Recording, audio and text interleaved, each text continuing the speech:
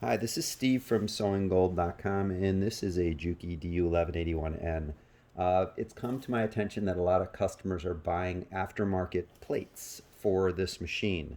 So if you can see at the bottom here, this is an aftermarket plate. This is the original plate.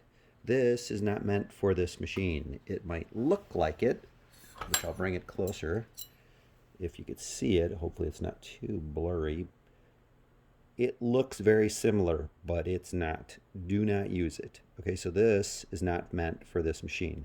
If you have a Juki DDL-8700, 8100 EHX, 8700H, you could use it, but you have to make some adjustments with the feed dogs. This one, do not use it. I know you want something with a line gauge on it, these markings, but there is nothing, unfortunately. Unless someone comes up with, engraving these guys, do not use this. It's going to cause problems with your machine. Okay, and you could break your machine, so don't use it. Okay, and I'm going to show you. I'm going to put it on the machine and show you what happens. Okay, so I'm going to pause the video. I'm going to put this down, pause the video, and get a close-up of this area here, and I'm going to show you. Okay, so I'm not putting the screws in.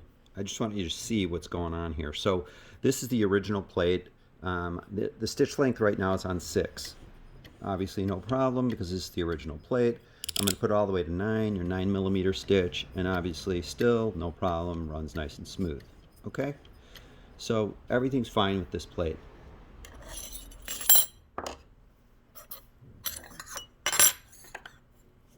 Aftermarket plate.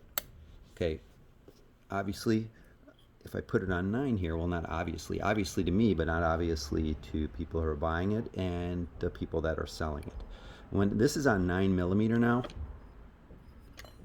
did you see the plate move? And you could hear it. The feed dogs are hitting the back of the plate. That's no good at all. So if I'm hitting this, I can cause big problems. You run this at a higher speed, you're going to cause problems with your feeding system and who knows what else. I have a lot of people talking about tension problems, skipping problems. I'm not exactly sure why. All I know is you take this plate off and put the original one back on, this one, and you won't have any problems. If you do have problems, there might be something mechanically wrong with your machine. Could have been caused by this plate. Okay, even if I go down a few notches, I'm still hitting. You see that? So this is at 7. Still hitting the plate. Let's see, 6. Still hitting.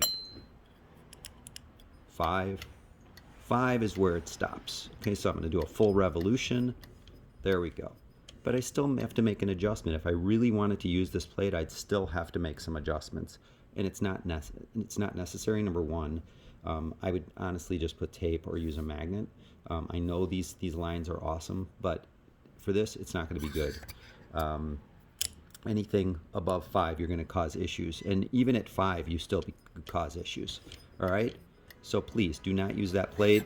Hopefully, if you are having issues and you're using this plate, now you know not to use it. Just throw it in the garbage. Or if you have an old machine like an 8700, a DDL series, you could use it on the DDL series, but not on this machine. I hope this helps. I didn't mean to be harsh in the video. I just know that this plate has been causing a lot of problems with my customers. And one of my customers called and we finally had an aha moment. And we figured out the plate was causing all these issues. And it's been numerous customers having these issues. So please get rid of this plate and put this one back on,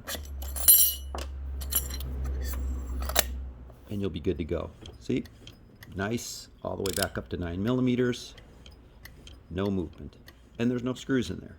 So you could really tell there's a problem. You put that other plate on, it's just going to cause all kinds of problems. Okay, if you have any questions or comments, please leave them below. I am Steve from SewingGold.com. Thank you very much.